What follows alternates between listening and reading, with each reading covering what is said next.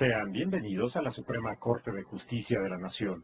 Les saluda José de Jesús Cruz y Baja y nos encontramos en su programa El Pleno en Vivo. Este día el Pleno del Tribunal Constitucional de nuestro país continúa conociendo de una controversia constitucional misma que se encuentra listada con el número 54, diagonal 2009. Es una controversia constitucional promovida por el gobernador del estado de Jalisco en contra del Poder Ejecutivo Federal. Un asunto importante en términos del tema que se plantea en esta controversia y es precisamente la transformación, la modificación de una norma oficial mexicana para quedar registrada como la norma oficial mexicana 046 SSA 2-2005, cuyos temas, rubros fundamentales son la violencia familiar, violencia sexual y contra las mujeres.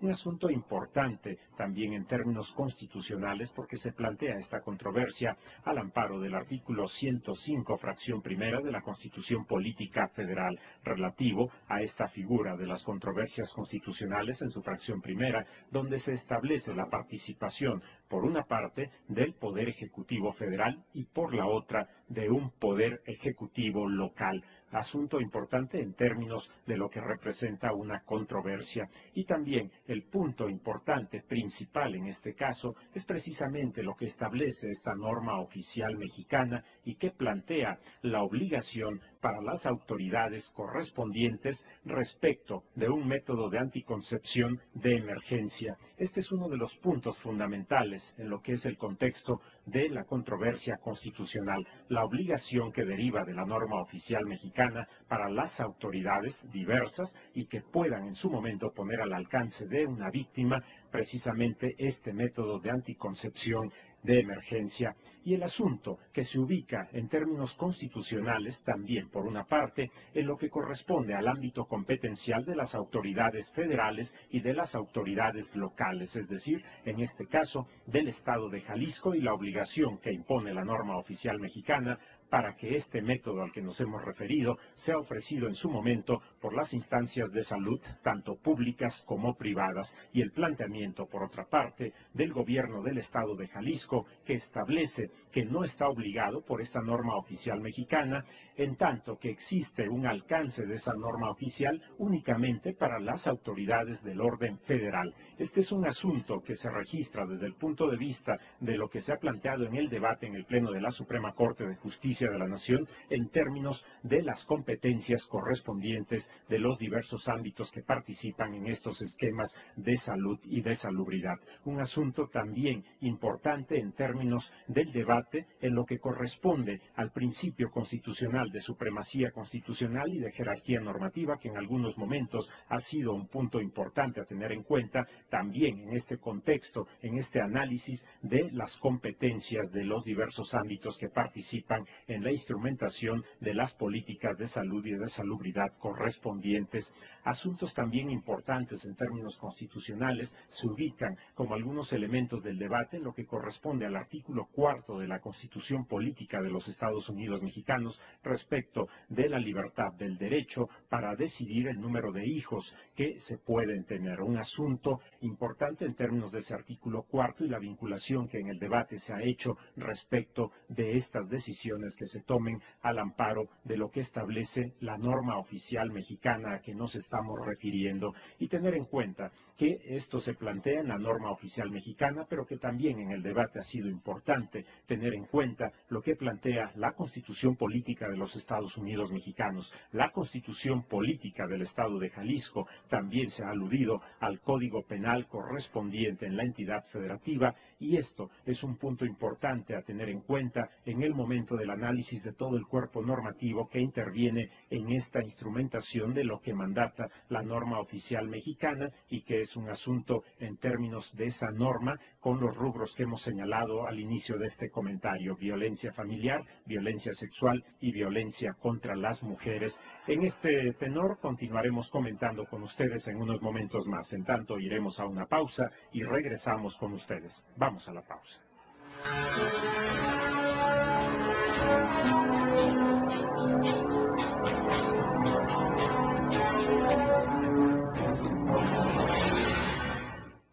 Se encuentra todo dispuesto para que dé inicio la sesión ordinaria del Tribunal Constitucional de nuestro país con el análisis de la controversia constitucional 54/2009 que previamente hemos comentado con ustedes. En este momento, damos paso. Se abre la sesión. Señor secretario, sírvase dar cuenta con los asuntos del día. Se somete a su consideración el proyecto de acta de la sesión pública número 60 ordinaria celebrada el martes 25 de mayo del año en curso. A consideración de las señoras y señores ministros el acta de cuenta. Si no hay observaciones, de manera económica les pido voto aprobatorio. Quedó aprobada el acta, secretario. Se somete a su consideración el proyecto relativo a la controversia constitucional 54/2009, promovida por el gobernador constitucional del Estado de Jalisco en contra del Poder Ejecutivo Federal, bajo la ponencia del señor ministro Cosío Díaz y conforme a los puntos resolutivos a los que se dio lectura en sesión anterior.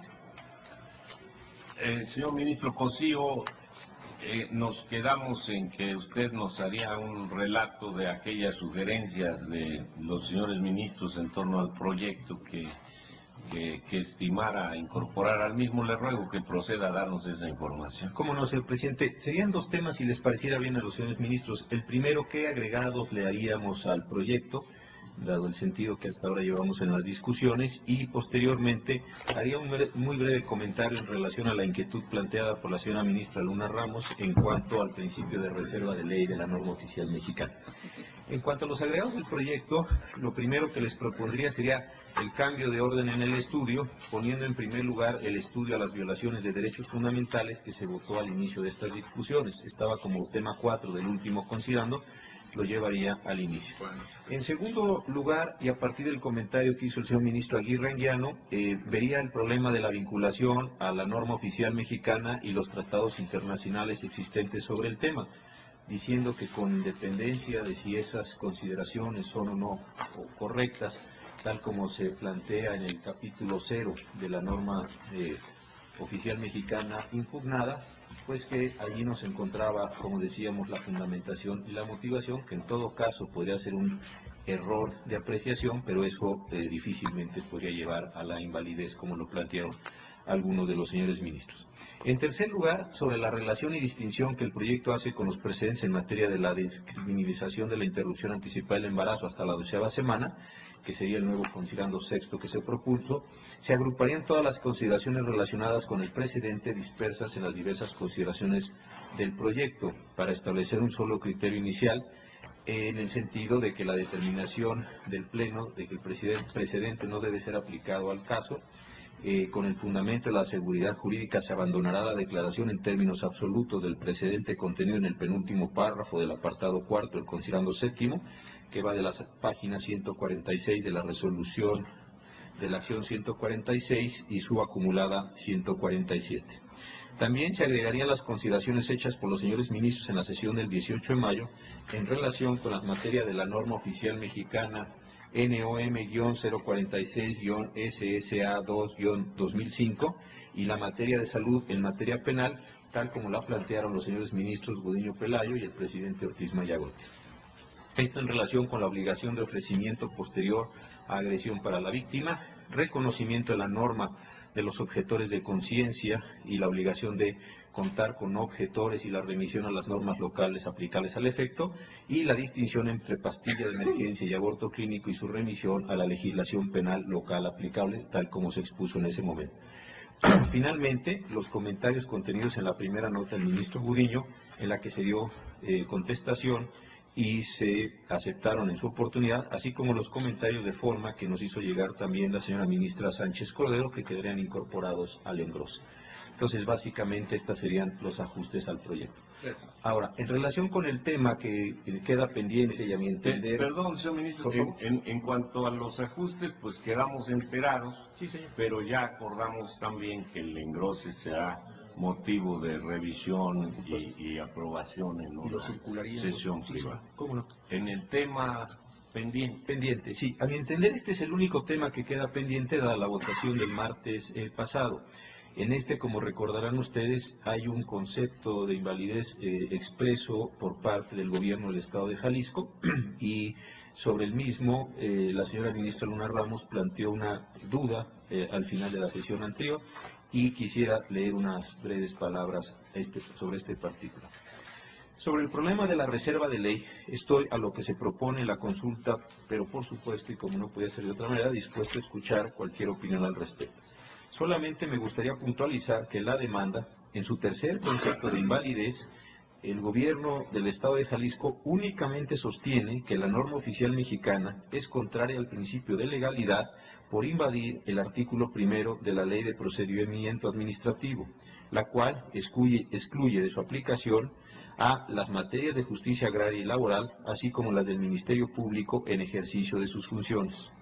Asimismo, en el cuarto concepto de la demanda, el actor se duele que se vulnere el principio de seguridad jurídica porque la norma oficial modifica la referencia establecida en el artículo 46 de la Ley General de Acceso a las Mujeres a una Vida Libre de Violencia, que se refería de manera explícita en la norma anterior, que esta modificó y se argumenta que las normas no pueden abrogar, derogar o reformar leyes existentes. Estos son los argumentos, como decía, del gobierno del Estado de Jalisco.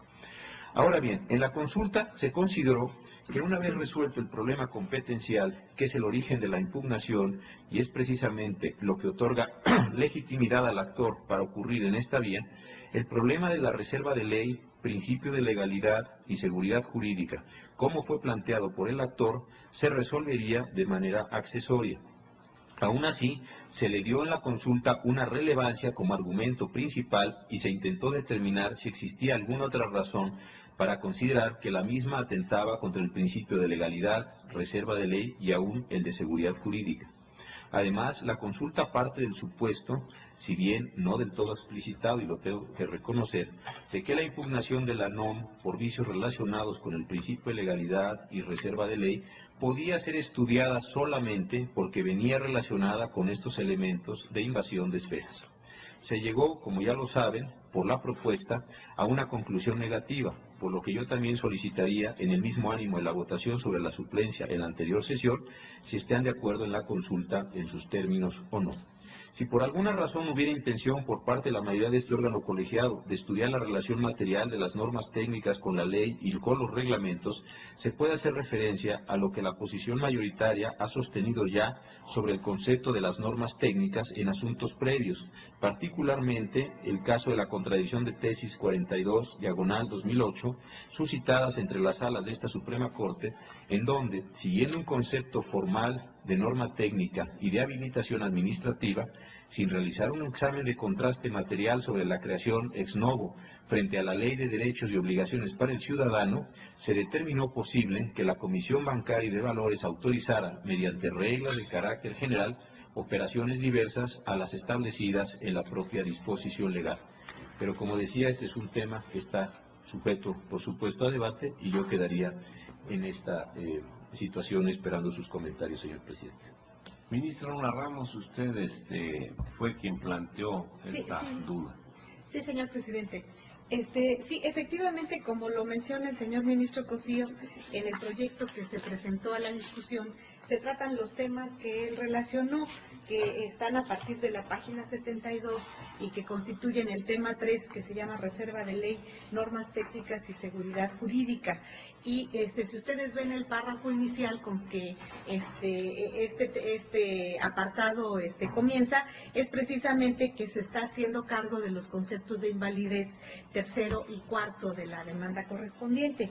Y efectivamente, como dice el señor ministro Cosío, está dándole contestación a primero que nada determinar si hay o no reserva de ley respecto de las facultades del secretario de Salud, y que si están excluidas en esto la materia de justicia agraria y de justicia laboral en cuanto al artículo 1 de la Ley de Procedimiento Administrativo, y por otro lado que si la modificación que hace la norma oficial mexicana, que ahora se está combatiendo, de la anterior a la que hacía remisión la ley contra la violencia contra una vida de violencia de las mujeres, algo así se llama, si en un momento dado esta es o no, es o no válido. Y esto perfectamente se viene contestando en el proyecto.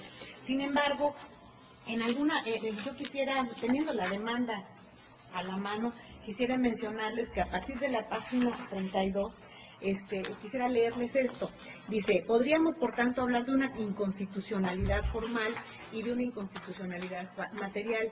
En el primer caso nos referimos a los vicios procedimentales que en la elaboración de la norma puede darse. En el segundo nos referimos a su contenido, como cuando la norma oficial mexicana se excede al no regular exclusivamente cuestiones técnicas. Las normas oficiales tienen su razón de ser en nuestro ordenamiento en virtud de la necesidad de regular de forma rápida cuestiones de alta especificidad técnica en la prestación de bienes y servicios que eventualmente ni el legislador ni el Poder Ejecutivo pueden dar, y de ahí que esta tarea se encomienda a las dependencias de la Administración Pública.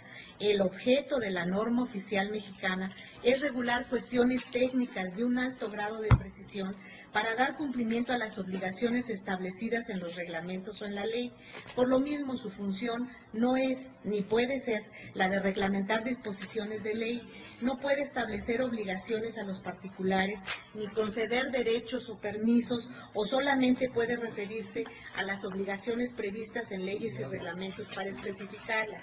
La amplitud de la definición de la norma oficial mexicana dada por la Ley Federal sobre Metrología y Normalización no justifica que sea utilizada como un auténtico instrumento de reglamentación cuando solamente debe especificar cuestiones técnicas. Y bueno, dice algunas otras cosas, pero la parte medular del concepto es ese.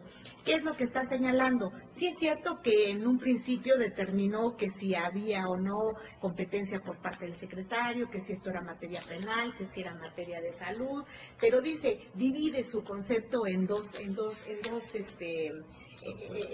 apartados.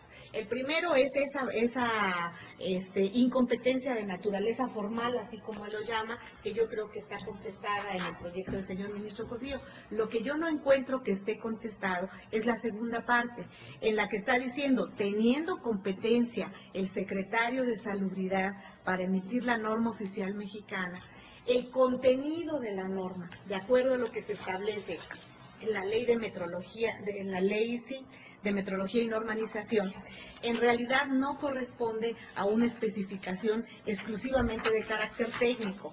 Si vamos a la ley de metrología y normalización, nos está diciendo en su artículo 3, para los efectos de esta ley se entenderá por norma oficial mexicana la regulación técnica, la de observancia obligatoria expedida por las dependencias competentes conforme a las finalidades establecidas en el artículo 40, que establece reglas, especificaciones, atributos, directrices, características o prescripciones aplicables a un producto, proceso, instalación, sistema, actividad, servicio o método de producción u operación, así como aquellas relativas a terminología, simbología, embalaje, marcado o etiquetado y las que se refieran a su cumplimiento y aplicación. Esto es en realidad lo que le está determinando el contenido de la norma oficial mexicana, y desde luego aquí remite al capítulo correspondiente y al artículo 40, que es el que dice de manera específica, las normas oficiales mexicanas tendrán como finalidad establecer, y nos va diciendo en muchas fracciones las características y especificaciones que deben reunir los productos y los procesos. Segundo, para que no constituyan un riesgo. Las características y especificaciones de los productos utilizados como materias primas. Es decir, esto también rige para laboratorios que en un momento dado van a llevar a cabo la elaboración de algún medicamento. Entonces les está dando especificaciones de procedimientos para poderlos llevar a cabo. Tercero, dice las características y especificaciones que deban reunir los servicios cuando estos puedan constituir un riesgo para la seguridad de las personas o dañar la salud humana, animal, vegetal o el medio ambiente general y laboral, o cuando se trate de prestación de servicios de forma generalizada para el consumidor.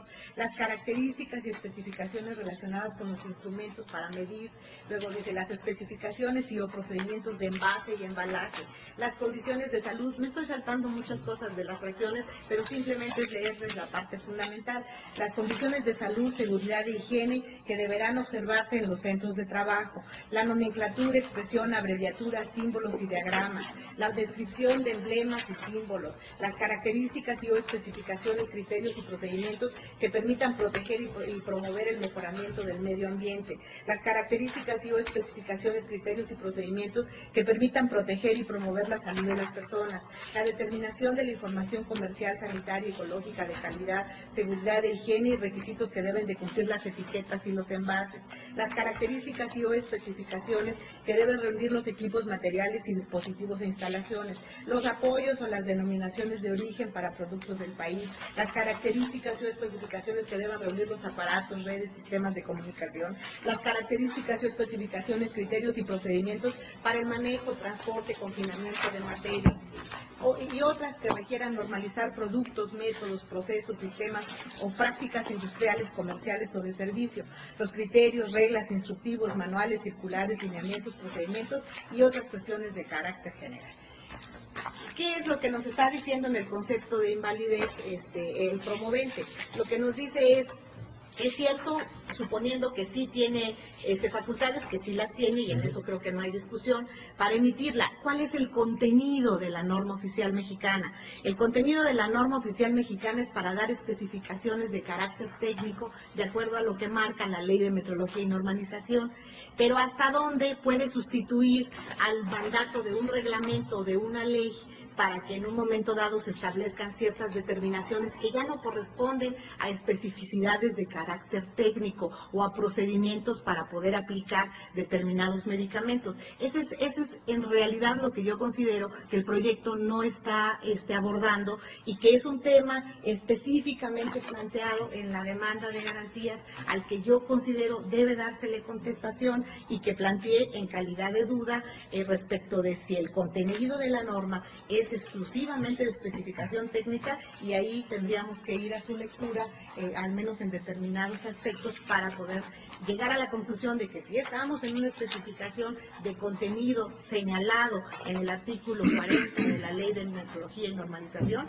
o estamos en una norma que ha excedido a estas posibilidades y que en un momento dado pudiera ser esto materia de un reglamento o de una ley. Ese es el concepto de invalidez que, en mi opinión, hace falta contestar. Pero su intervención se queda en que hace falta contestarlo, o tiene ya opinión en cuanto al... Yo lo había manifestado como duda, señor presidente, en algunas partes de la norma oficial mexicana.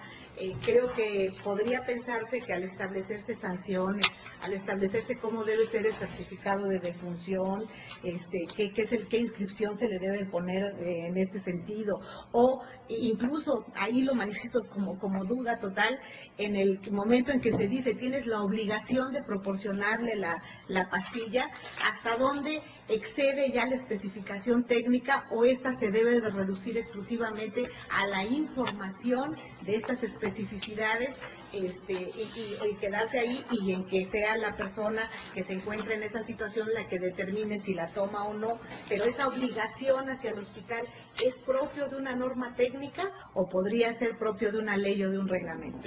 Perdón por el diálogo, al pleno me dirijo, pero así lee la señora ministra de la norma oficial: tienes la obligación de proporcionarle la pastilla, porque la norma dice ofrecer el tratamiento hormonal. Pero si acceden, pues sí hay la obligación de proporcionarla, ¿no?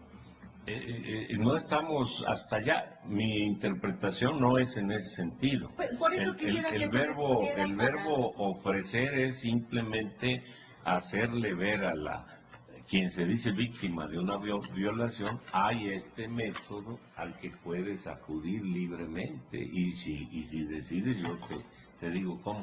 Señor ministro. Sí, gracias. Aunque pareciera frágil la expresión, tiene contenido técnico médico, porque es ofrecer de inmediato, por la naturaleza misma de este anticonceptivo hormonal.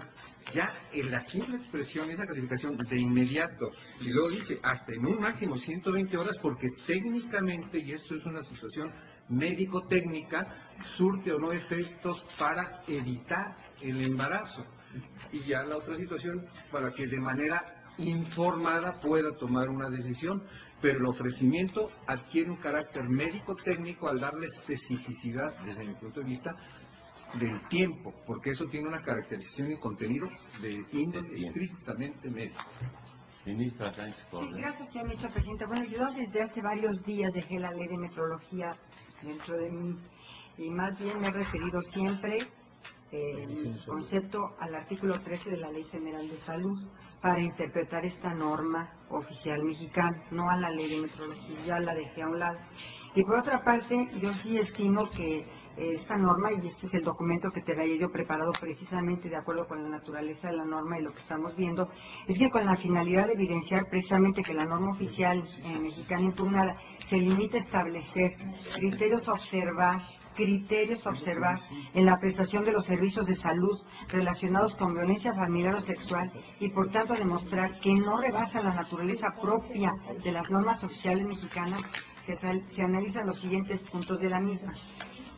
Y repetimos cuál es la norma que se está impugnando. En caso de violación, las instituciones prestadoras de servicios de atención médica deberán, de acuerdo a la norma oficial mexicana aplicable, ofrecer de inmediato y hasta en un máximo de 120 horas después de lo ocurrido el evento la anticoncepción de emergencia, previa información completa sobre la utilización del método a fin de que la persona tenga una decisión libre y informada. En el punto anterior no se desarrolla concepto normativo alguno, solo se limita a establecer la forma en que deben actuar las instituciones prestadoras de servicios de atención médica frente a este evento, una violación, esto es, ofreciendo, informando sobre la anticoncepción de emergencia, que es la píldora, permitiendo que sea la persona que sufrió la violación quien lo decida. Se limita a establecer criterios que deben observar los prestadores de servicios de salud frente a este evento. Tampoco en el siguiente punto de la norma oficial mexicana impugnada se desarrolla concepto normativo alguno que pudiera o que nos pudiera conducir a considerar que rebasa la naturaleza de las normas oficiales mexicanas. Se limita a señalar la forma precisamente en que estas instituciones prestadoras de servicios de atención médica deberán prestar este servicio sin desarrollar de modo alguno concepto normativo. Entonces yo me quedaría ahí, señor presidente. Para mí es una norma estrictamente, digamos, de un criterio a observar. Es una norma que no rebasa, por supuesto, ningún otro punto, no desarrolla concepto alguno. Se limita a establecer cómo deben actuar estas instituciones prestadoras de servicios, ofreciendo esto y además informándolo para que se tome la decisión correspondiente por parte de esta víctima del delito. Gracias, presidente. Creo que es muy importante la cláusula habilitante que ha mencionado la señora ministra Sánchez Cordero. El artículo 13, apartado A, fracción primera de la Ley General de Salud, establece la competencia entre la Federación y las entidades federativas en materia de salubridad general. El apartado A se refiere, corresponde al Poder Ejecutivo Federal por conducto de la Secretaría de Salud, fracción primera, dictar las normas oficiales mexicanas a que quedará sujeta la prestación en todo el territorio nacional de servicios de salud en las materias de salubridad general y verificar su cumplimiento. Para mí, en lo personal, la norma que estudiamos no rebasa la cláusula habilitante que contiene esta fracción, y si es cuestión de que se diga expresamente esto en el proyecto para que quede contestado el argumento, el ponente nos lo dirá. Señor ministro, pues, es que el problema, hay dos problemas con lo que se plantea. Primero, lo que la señora ministra Luna Ramos observa en el agravio es la necesidad de un contraste material.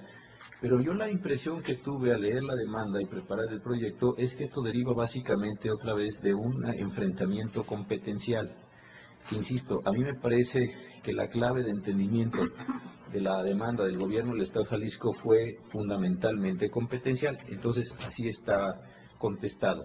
pero si tanto a ella como al ministro presidente, a la ministra Sánchez Cordero, al ministro Silva, que han hecho uso de la voz esta mañana, les parecería adecuado introducir estos argumentos, yo no tendría ningún inconveniente a efecto de que quede lo más claro la respuesta posible, porque pues desde luego es un tema importante en este sentido. No tendría ningún inconveniente. Señora ministra, una razón. Gracias, señor presidente. Yo no comparto lo que se ha mencionado del artículo 13, apartado A, fracción primera, porque esto es lo que le está dando la competencia formal para que emite este tipo de normas. Pero la otra parte del concepto no va dirigido a esto ya está contestado. Sí tiene competencia el secretario de Salud para emitir este tipo de normas. La otra parte del concepto va hacia una competencia material diciendo, la norma que emitiste bajo tu competencia está o no dentro de los parámetros del contenido que tiene que tener una norma oficial mexicana. Se ha dicho que nada más es el ofrecimiento. Yo quisiera que checaran el apartado 6.4.2.3 de la norma oficial mexicana que se está combatiendo, que dice, en caso de violación, las instituciones prestadoras de servicios de atención médica deberán, de acuerdo a la norma oficial mexicana aplicable, ofrecer de inmediato y hasta en un máximo de 120 horas después de ocurrido el evento, la anticoncepción de emergencia, previa información completa sobre la utilización de este método a fin de que la persona tome una decisión libre e informada. Yo creo que el hecho de que le den la información correspondiente, que sepa que tiene el plazo respectivo, yo creo que todo eso está dentro de las especificaciones que debe de tener una norma oficial mexicana. Es decir, le están informando cómo debe aplicarse, cuáles son los resultados, y eso es perfectamente correcto. Y queda al arbitrio de la persona en todo momento decir si la toma o no. El chiste es que se utiliza la palabra deberán, y aquí es, una vez que la persona acepta que debe tomar la píldora, el deberán es para la autoridad, es para el hospital, el proporcionarla. Esa es mi duda. ¿Esa obligación hacia el hospital es parte de una norma técnica o es parte de un problema de legalidad que debiera establecerse en una ley o en un reglamento? Eso y alguna otra situación que les había dicho respecto incluso de lo que dice que debe tener el acta de defunción, que debe de establecerse que fue por violación sexual y por violencia familiar, cuando nosotros ya dijimos en algún otro asunto que este tipo de instrucciones resultan discriminativas en un acta de esta naturaleza. Y si esto se considera que es y además remite a sanciones de carácter penal o administrativo, si este tipo de cosas son realmente contenido de una norma oficial mexicana. A mí me parece que rebasa un poco lo que sería la especificación técnica, pero sigo manifestándolo como duda. Señor ministro Saldívar. Gracias, señor presidente. Yo, por el contrario, estoy de acuerdo con lo que ha manifestado tanto el ministro presidente como la ministra Sánchez Cordero. Yo creo que el problema, y además comparto también el enfoque competencial del proyecto, yo creo que el tema se tiene que ver en sentido distinto. Voy a esto. Primero, se trata de finalidades de índole constitucional que desarrolla una ley marco que distribuye la competencia y que otorga esta competencia de normas oficiales mexicanas al Ejecutivo Federal. Le otorga esta atribución como mera facultad informativa. Si las normas oficiales en materia de salud son simplemente normas descriptivas de cuestiones técnicas de información o son normas que tienen obligatoriedad. Todas las normas oficiales mexicanas tienen obligatoriedad, no nada más en materia de salud, aunque creo que este tipo de normas oficiales se tienen que ver a la luz de los principios y de la naturaleza propia de la norma oficial mexicana en materia de salubridad. Y la fracción que se ha leído lo dice muy claro. Dictar normas oficiales mexicanas a que quedará sujeta a la prestación en todo el territorio nacional de servicios de salud en las materias de salubridad general, y no solo eso, verificar su cumplimiento. O sea, son obligatorias. A mí me parece que, por un lado, el hecho de que haya la obligatoriedad no le desnaturaliza ser norma técnica. Por otro lado, me parece que no solo desde el punto de vista formal, sino desde el punto de vista sustantivo, esta norma oficial, para los efectos y el tema de esta controversia, se ajusta claramente a lo que es una norma oficial. A mí me parece que no hay un exceso, que esto no sería materia ni de ley ni de reglamento, porque entonces desnaturalizaría la norma técnica. ¿Qué sería la norma oficial? Simplemente decir, bueno, informo en mi norma oficial que hay estos métodos anticonceptivos y ahí acabó el problema. No, lo que pretende la norma oficial mexicana es resolver un problema de salud pública y dar una opción. No olvidemos este punto que es muy importante, a las mujeres que han sido violadas, que han sido abusadas sexualmente, de tener una alternativa. Eso es lo que estamos discutiendo. Yo creo que es una potestad, obviamente, del Ejecutivo Federal en este asunto y para este tema, recordando lo que hemos dicho de tratar siempre de matizar el punto que estamos tratando. Entonces yo estoy de acuerdo con el sentido del proyecto y sí me parece que sería no solo oportuno, sino necesario adicionar esta argumentación que ya aceptó el ministro ponente de este análisis también desde el punto de vista sustantivo de la norma o material. Gracias, presidente.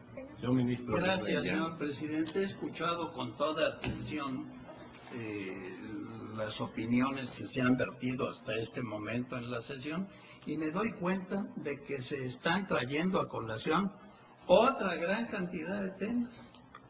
Por ejemplo, el señor ministro ponente dice que determinada argumentación de la demanda tiene estrictamente que ver con materias competenciales y dado que a su juicio las cosas así resultan, él introducirá como ajuste en su proyecto los temas competenciales y ya se enerva otro tema con el cual coinciden otros de los que han hecho uso de la palabra. Ahorita se está trayendo a colación ley marco. Bueno, eso ya había sido rechazado por la Suprema Corte, que la Ley General de Salud fuera una ley marco. Se discutió muchísimo y se dijo, no, es ley general y no es ley marco. Pero ahorita, partiendo de que es ley marco, se hacen una serie de derivaciones. Hay temas, pues, diferentes al vocacionado para el día de hoy, que se están introduciendo aquí. Yo ante todo quisiera saber si puedo referirme a esos temas de nuevo o no. Como diga el señor presidente. ¿Quiere hacer una aclaración, Sí. señor ministro Saldívar? Yo nada más decir, yo me estoy circunscribiendo a lo que estamos debatiendo. El enfoque el concepto de ley marco que yo doy es precisamente el de ley general y es lo que he venido insistiendo desde la primera sesión. Yo no estoy introduciendo nuevos temas, me estoy limitando al tema que estamos discutiendo. Gracias, presidente. Con la aclaración de que no ha pretendido introducir un nuevo tema, señor ministro Aguirre. Había otro tema, que era el tema competencial, según determinada visión, situación que yo entiendo que ya habíamos votado, sí, pero no exploramos en las dimensiones que está manifestando el señor ministro ponente, y eso yo tendría una respuesta que dar. Si se me autoriza y si no, pues vámonos.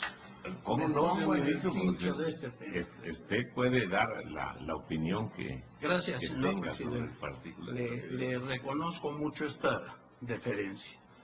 Las cosas pienso que son así. El Estado de Jalisco, nadie me podrá discutir, que tiene la atribución constitucional de reformar su propia constitución estatal. Yo creo que esto es indiscutible. Tiene competencia, a través de las mecánicas que señala su constitución, de adicionarla o reformarla simplemente, o suprimir algunos de sus artículos. Creo que será incontestable que el Estado de Jalisco tiene también competencia para establecer su código penal, su código civil, con todo lo relativo a la persona desde su nacimiento hasta su defunción, y los códigos instrumentales relativos a estas materias. Es su competencia, y yo pienso que debe de ser su competencia indisputada. No he oído que se diga nada en contrario. Por otro lado, una ley general reconoce competencias concurrentes en materia de salud general, aunque tiene ciertas notas que dan un contrapunto, como por ejemplo, que una norma técnica que establezca deberá de ser de observancia obligatoria en toda la República. Esto parece contradecir un poco la concurrencia de atribuciones. Pero finalmente prescindo de todo esto y quiero suponer que tenía todas las atribuciones exclusivas, incluso la Secretaría de Salud, para producir la norma oficial combativa. Resulta desde luego que su contenido subvierte el orden público interno del Estado de Jalisco. Y se nos dice, es un problema competencial. Yo creo que no queremos interpretar, pero aún desde el punto de vista de que fuera exclusivamente competencial, para mí hay una contradicción y una jerarquía que habrá que atender, cuando menos la jerarquía a grado de interpretación. ¿A qué nos lleva la doctrina? Estoy citando a Dworkin y probablemente a von Jhering y a otros más, a decir, en estos casos, y ya no quiero saber si es problema competencial o un problema de jerarquía normativa. Para mí, al preferir en la aplicación alguna de las normas, pues hay una jerarquía evidente, así sea por razones interpretativas. Yo pienso que podemos animarnos a decir esto, pero si no le queremos decir, pues seamos tacaños y no lo digamos. ¿A qué debemos de atender? A los principios. ¿Cuáles son los principios de mayor relevancia que se contienen en las normas finalmente que se colisionan, para utilizar la terminología del señor ministro Ortiz? Debemos, a través de interpretación, cuando menos, decir cuál ha de preferirse y cuál ha de postergarse. Como Tribunal Constitucional lo debemos de decir. Y para mí, desde el momento yo en que se subvierte el orden público de un Estado, la República, pues es clara la norma que digo que descansa en principios federalismo y 10 más que debe atenderse. Paso a otro capítulo, que es al que nos ocupa. Quiero decir lo siguiente. Esencialmente, yo estoy de acuerdo con lo que dice la señora ministra, nada más que yo no lo planteo a nivel de duda, sino de afirmación concreta. Se viola el principio de legalidad y también el principio de legalidad en su vertiente de que debe de ser contenido preciso de ley, de reserva de ley. Y voy a decir por qué. La consulta, cuando se refiere a la cuestión de reserva de ley, páginas 72 a 74, en realidad no se ocupa de ese problema jurídico. Se limita a sostener que no se vulnera tal principio porque el promovente de la controversia no hace planteamiento específico acerca del exceso en que pudiera haber incurrido la norma impugnada, ni existe razón para suplir la queja deficiente. El tema de la suplencia ya lo votamos y se dijo aquí no se va a suplir nada. Pues ya tengo esa votación. Empero la consulta no atiende a que en razón de la causa de pedir es claro el agravio de que se duele la parte actora, en el sentido de que la norma oficial impugnada no atiende a la naturaleza que le es propia, es decir, de fijar aspectos técnicos sobre la materia que regula, toda vez que en realidad contempla reglas que deberán de ser materia de una ley, por lo que no se limita a meros aspectos técnicos, sino que va más allá al fijar reglas de incidencia penal. Y ese es precisamente el problema jurídico que denuncia el Estado de Jalisco y al que se le debe dar la respuesta puntual.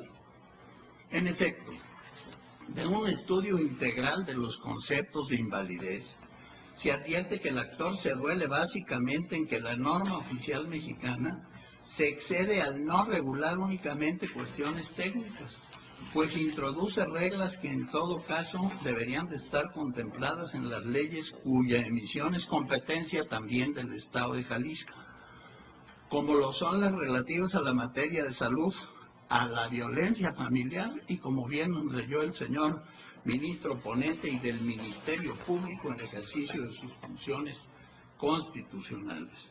Lo que apoya en la cita el artículo 16 constitucional, jurisprudencias sobre los principios de seguridad jurídica y de reserva de ley, así como doctrina. Eso se transcribe en la demanda, varias tesis de la Suprema Corte.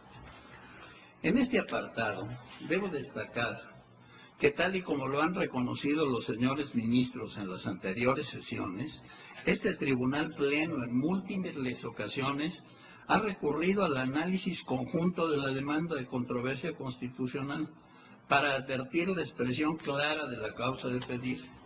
Principio este que, por cierto, ya no es exclusivo del juicio de amparo, pues este alto tribunal lo introdujo a las reglas que rigen para el análisis de las controversias constitucionales, según se aprecia de la jurisprudencia que lleva el rubro de controversia constitucional. Para que se estudie la constitucionalidad de una norma o acto, basta con expresar claramente en la demanda la causa de pedir.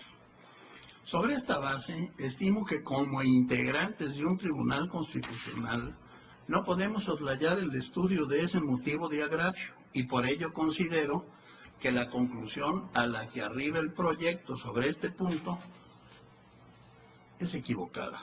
Ahora bien, la argumentación cuyo estudio evade el proyecto la considero fundada por tres razones fundamentales. Primera, el artículo 16 constitucional establece el principio de legalidad, según el cual las autoridades del Estado solo pueden actuar cuando la ley se los permite, en la forma y los términos que la misma determina. De tal manera que la regla que establece el artículo 16 constitucional concierne a la competencia del órgano del Estado como la suma de facultades que la ley le da para ejercer ciertas atribuciones. Esto es, se relaciona con la entidad moral que se llama autoridad, mirando solo a las atribuciones que puede ejercer y subordinando la eficacia de la actuación de las autoridades a la competencia que solamente la ley puede conferirse. Principio que además denota que la competencia de las autoridades es uno de los elementos esenciales del acto administrativo. El referido precepto constitucional rige en materia de controversias constitucionales de conformidad con la tesis 50 de 2000 y 109 de 2005 de este Tribunal Pleno, que llevan por rubros fundamentación y motivación. Su cumplimiento cuando se trate de actos que no trasciendan de manera inmediata la esfera jurídica de los particulares.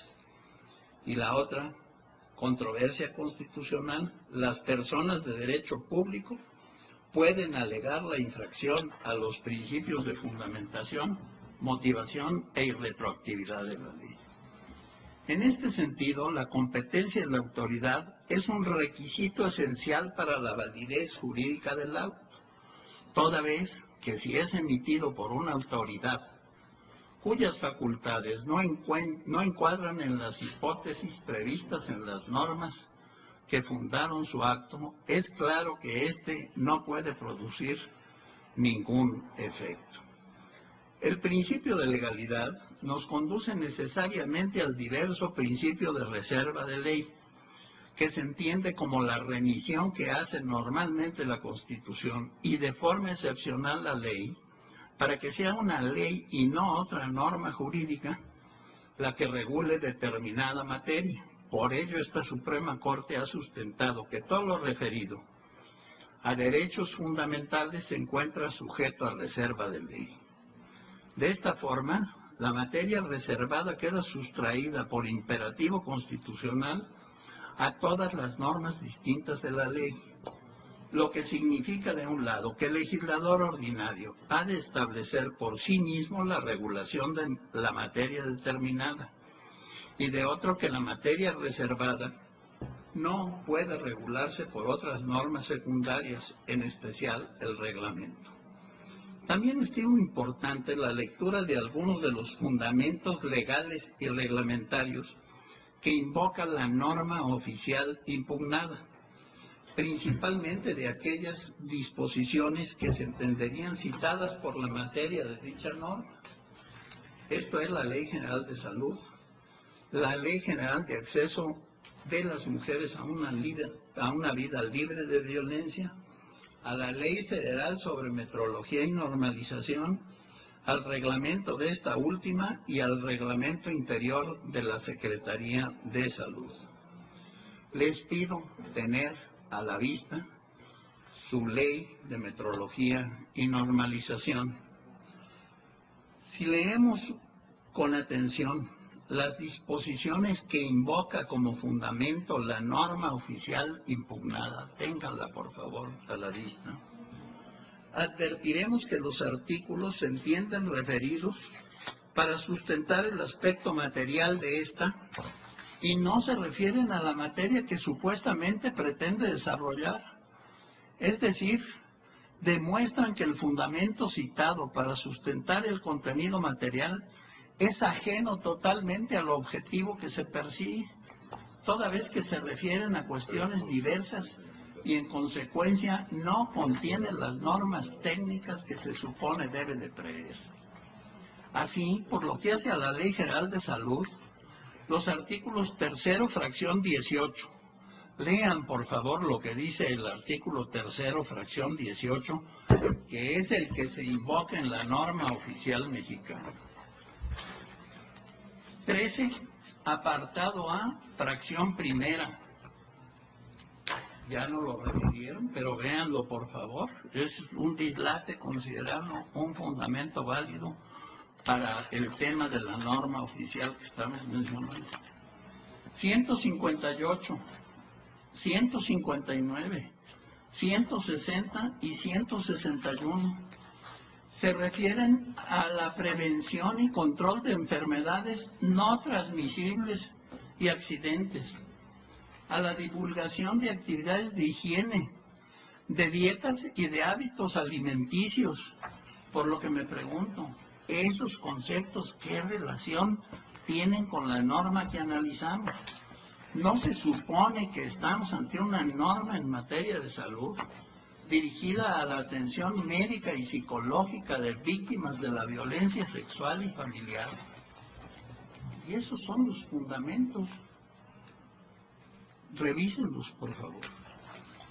Por lo que hace a la Ley Federal sobre Metrología y Normalización, los artículos 38, fracción segunda, 40, fracciones 3, 11, 41, 43, 47, fracción 1 y 51. Ruego al señor presidente leer el 51 muy especialmente.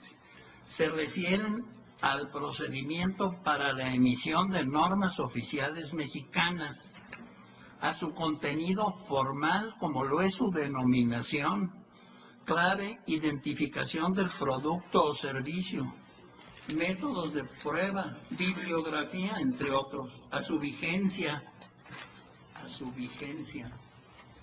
5 años, así como a las características que deben reunir los servicios cuando estos puedan constituir un riesgo para la seguridad de las personas o dañar la salud humana, animal, vegetal o el medio ambiente general y laboral, así como a especificar los criterios y procedimientos que permitan proteger y promover la salud de las personas, animales y vegetales. Esto es, los artículos de esta ley no establecen de manera expresa en dichas normas oficiales que dichas normas oficiales mexicanas tengan como finalidad coadyuvar con el Ministerio Público en la Procuración de Justicia. Y si bien se invoca la Ley General de Acceso a las Mujeres a una vida libre de violencia, en su artículo 46, ojalá y lo vean, fracciones 2, 3, 7, 8, 10, 11 y 12, en cuanto faculta a la Secretaría de Salud a brindar atención médica y psicológica, a crear programas de capacitación, a canalizar víctimas, procurar que sean respetados sus derechos humanos, capacidad personal y apoyar a las autoridades encargadas de efectuar las investigaciones en materia de violencia contra las mujeres, proporcionándoles información. También lo es que esa disposición no alude a situaciones de embarazo por violación ni de actuaciones ante el Ministerio Público, por lo que si los fundamentos citados no se refieren al objetivo que pretende desarrollar la norma oficial impugnada, es evidente que transgrede los principios de legalidad y de reserva de ley, puesto que contienen reglas que no son técnicas, esto es, que no se limitan a fijar especificaciones mínimas sobre el servicio de salud de que se trata, sino que establece deberes u obligaciones que van más allá, como lo es el ofrecimiento de la anticoncepción de emergencia o la práctica del aborto médico, actos los anteriores que por su trascendencia en el ámbito de los derechos fundamentales, en un caso el de la vida, necesariamente tendrán que estar contenidos en una ley. Cabe destacar que de acuerdo con los criterios emitidos por esta Suprema Corte, el principio de reserva de ley tiene, entre otras finalidades, tutelar los principios de fundamentación y motivación y los derechos fundamentales, los cuales solo se pueden ver limitados por virtud de una ley, lo que para el caso es de suma importancia, porque la norma oficial impugnada, al entrar en colisión con el derecho fundamental de protección a la vida, previsto en la Constitución del Estado de Jalisco, es evidente que impide el pleno desarrollo y respeto a ese derecho al permitir la práctica de la anticoncepción de emergencia. Segunda, las definiciones relativas al aborto médico y violencia familiar contenidas en los puntos 4.1 y 4.27 de la norma oficial impugnada respectivamente, contravienen el principio de reserva de ley en materia penal, entendido este como el monopolio absoluto del legislador para establecer en la ley las conductas consideradas como delitos. Esto porque, de acuerdo con lo establecido en el artículo 73, fracción 21 de la Constitución Política de los Estados Unidos Mexicanos, en el ámbito penal federal, corresponde al Congreso de la Unión establecer los delitos contra la Federación y fijar los castigos que por ellos deben imponerse. Y en términos del 35, fracción primera de la Constitución Política del Estado de Jalisco, el Congreso de este es el facultado para legislar en todas las ramas del orden interior de esa entidad federativa, lo cual significa que es el único facultado para legislar en materia penal, tanto en el aspecto sustantivo como en el adjetivo.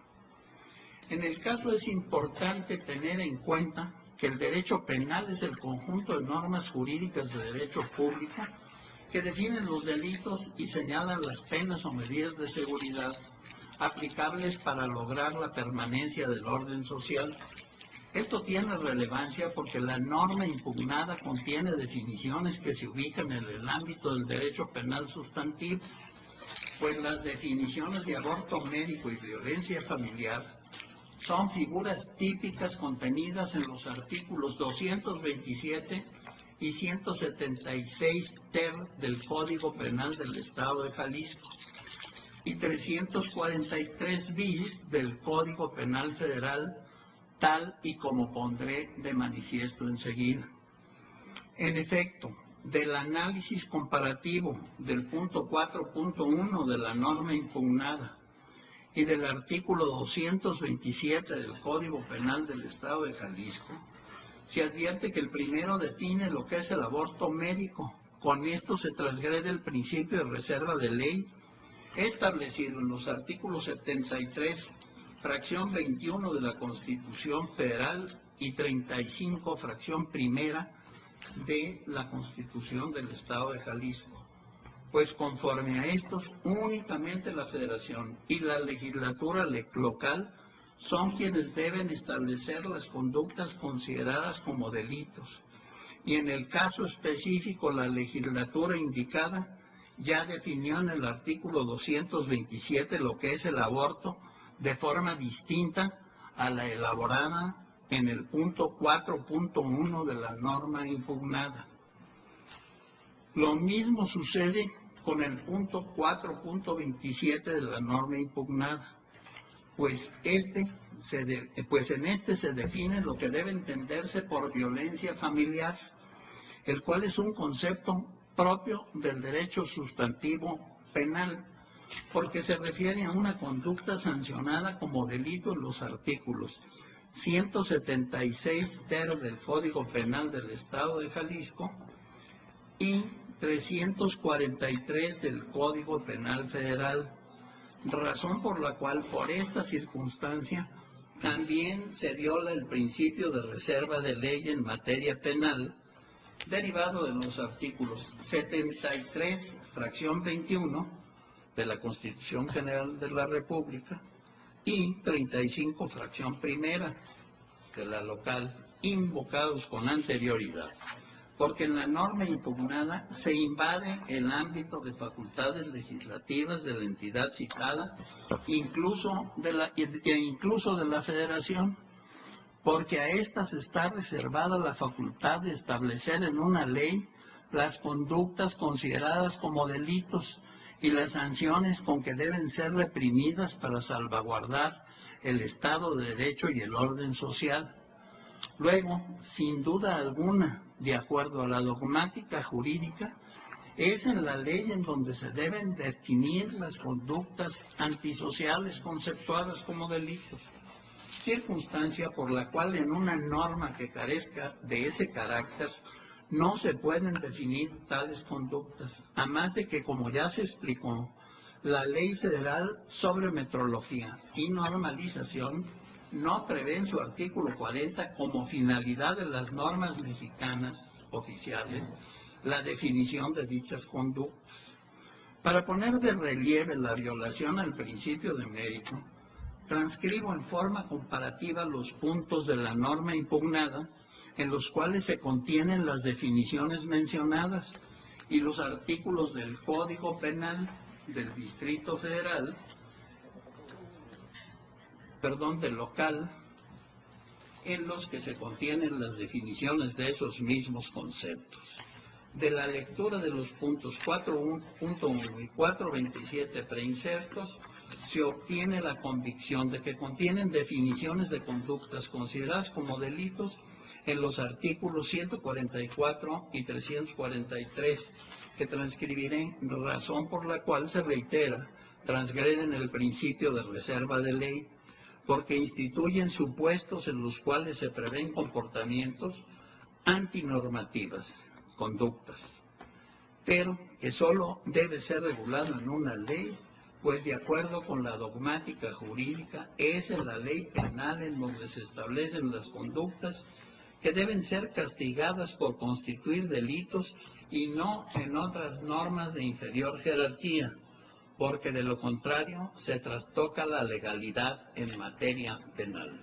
En estas condiciones es posible sostener que la norma oficial mexicana en estudio, al prever diversas definiciones propias del derecho penal, al establecer la facultad de las instituciones y autoridades sanitarias de dar vista al Ministerio Público cuando consideren la existencia de algún delito y de permitirles igualmente aplicar métodos de anticoncepción y abortivos en los casos ahí señalados, vulnera el principio de reserva de ley en razón de que establece una facultad no prevista expresamente en la ley de la que deriva esta norma oficial, la Ley Federal sobre Metrología y Normalización, ni tampoco en las leyes y reglamentos directamente vinculados con ellos.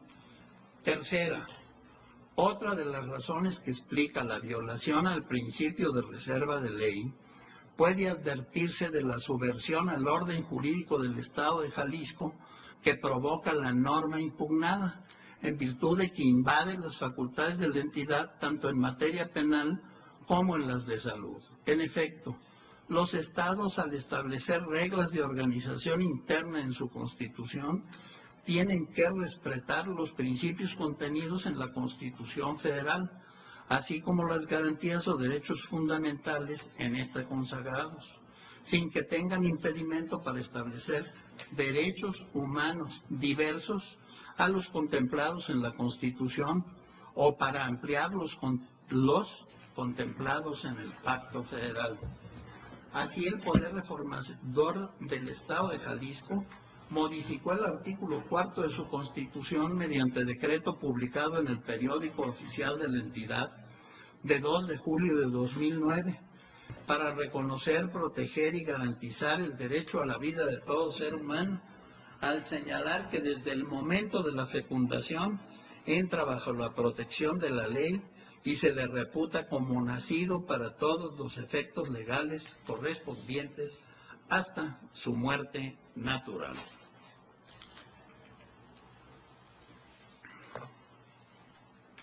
En la exposición de motivos de esta reforma constitucional se manifestó en relación con el derecho a la vida humana que, a través de la presente iniciativa, no se está ampliando el catálogo de derechos consagrados en la Ley Suprema de este país. Simplemente se está reconociendo y protegiendo expresamente dicho derecho a través de la Constitución política de nuestro Estado, señalando con toda precisión el momento a partir del cual en esta entidad federativa debe ser reconocido y protegido el mismo.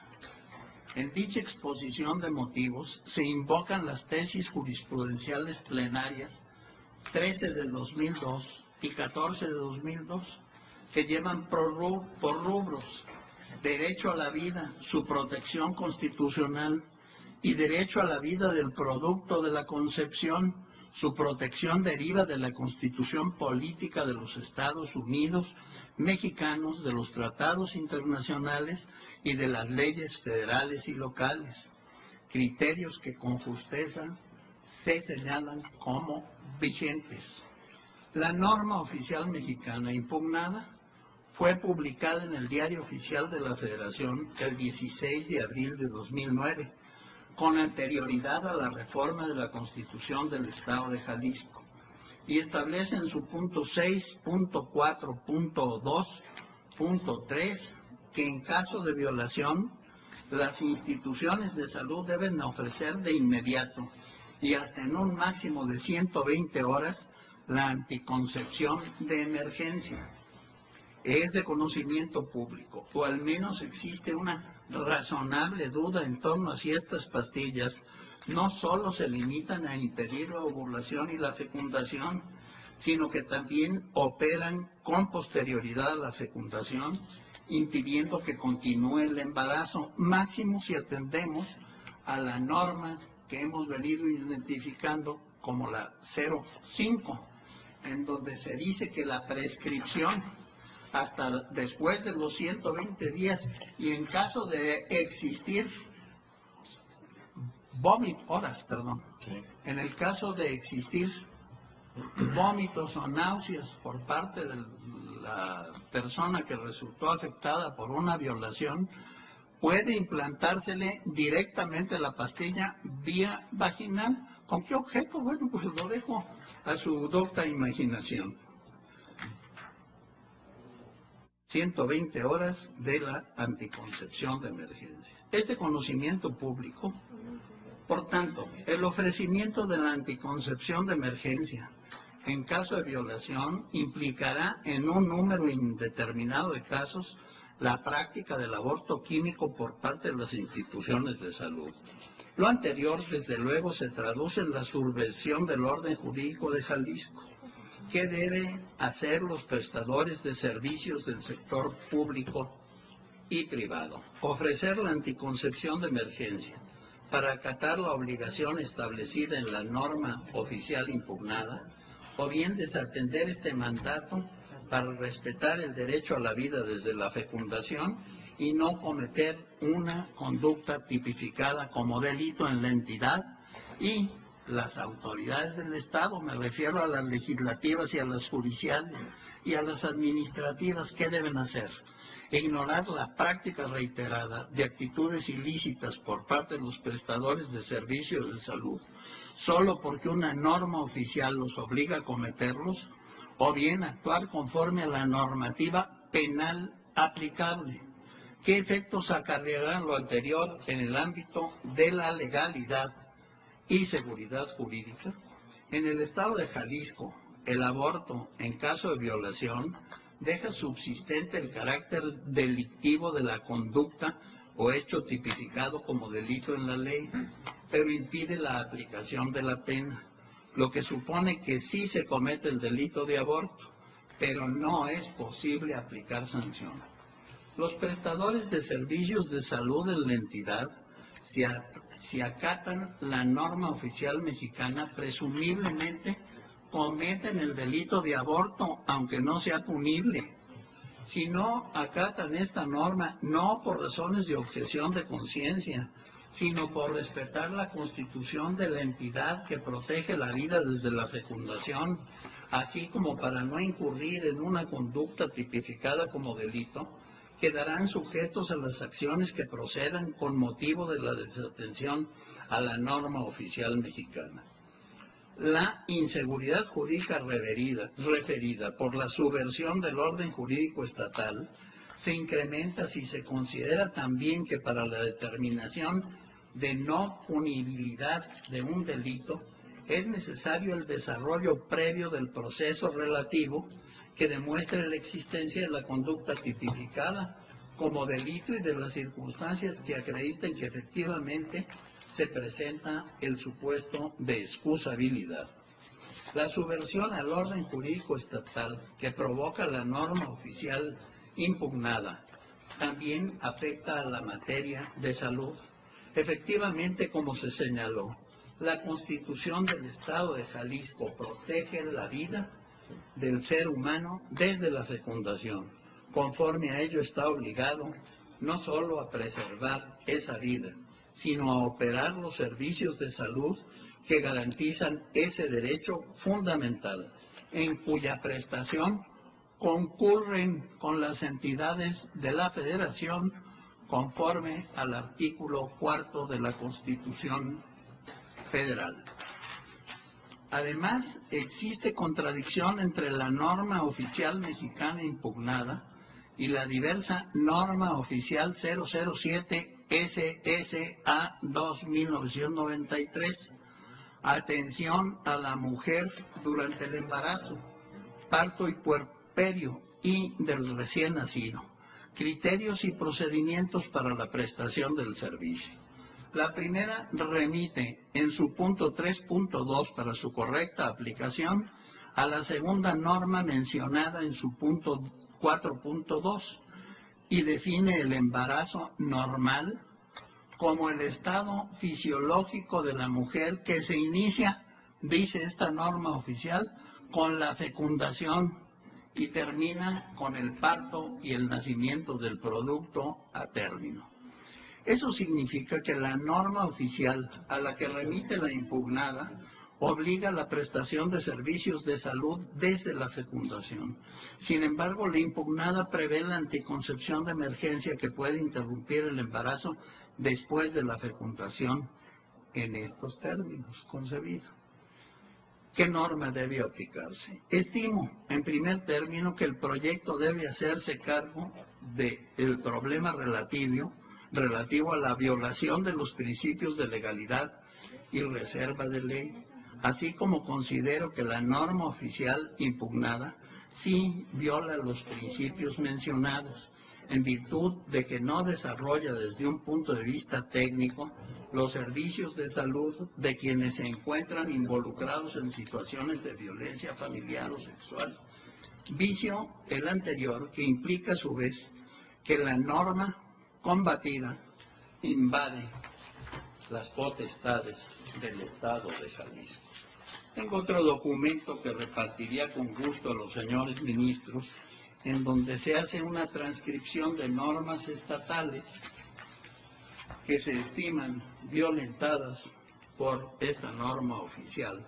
En materia penal, desde luego, y procedimental, no quiero abusar más de su tiempo. Gracias por escuchar. Para información del Pleno están anotados los señores ministros Valls, Luna Ramos y Sánchez Cordero. Creo que está ingresando en este preciso instante don Sergio Valls. Tiene la palabra el señor ministro Valls. Gracias, señor presidente. Es algo muy breve. Yo considero que en el caso de la norma oficial mexicana, a ella le corresponde establecer esas normas dirigidas a la autoridad, no a los particulares. Son medidas de salubridad general, es para las autoridades. Me cuesta mucho trabajo pensar que la ley dispusiera la administración de la famosa píldora en los casos que prevé la norma. Es decir, para mí la norma oficial mexicana en este caso, como en muchos, tiene efecto reglamentario, realmente no es otra cosa, no son otra cosa. Las normas generales mexicanas instrumentan, facilitan la aplicabilidad de la ley. Nada más. Gracias, señor presidente. Señora ministra Luna Ramos. Gracias, señor presidente. Yo quisiera mencionar que en corto, platicando con el ministro Cosío, me menciona que aceptaría incorporar al estudio la contestación de esta parte del agravio en la parte material de incompetencia.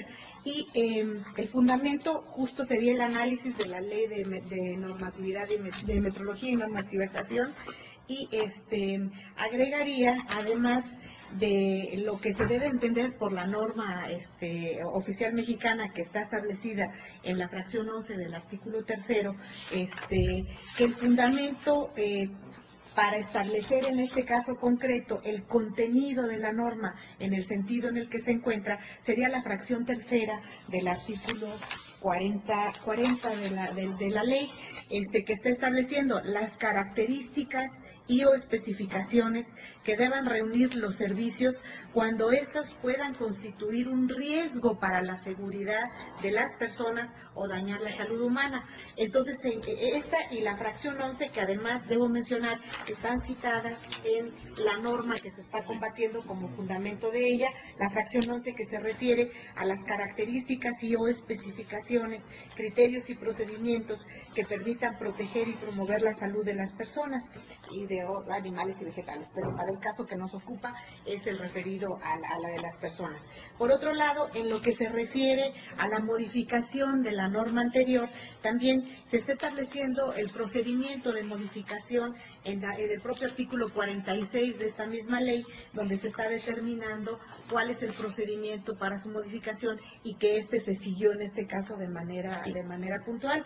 Inclusive en el artículo 47 se está determinando que se publicará íntegramente en el Diario Oficial de la Federación, a efecto de que dentro de los siguientes 60 días naturales los interesados presenten sus comentarios al Comité Consultivo Nacional de Normalización correspondiente durante este plazo de manifestación a que se refiere el artículo 45, y que al término del plazo a que se refiere la fracción anterior, el Comité Consultivo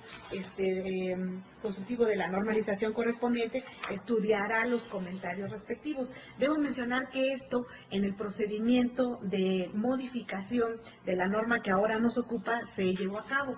Se publicó en el Diario Oficial y después de publicado en el Diario Oficial se dio vista a todos los interesados para que participaran con los comentarios respectivos, incluyendo pues a muchas asociaciones civiles y personas en particular, y por supuesto al gobierno del estado de Jalisco, que tuvo su participación en la elaboración de esta norma y de alguna manera propuso el contenido, la modificación de alguna parte del contenido.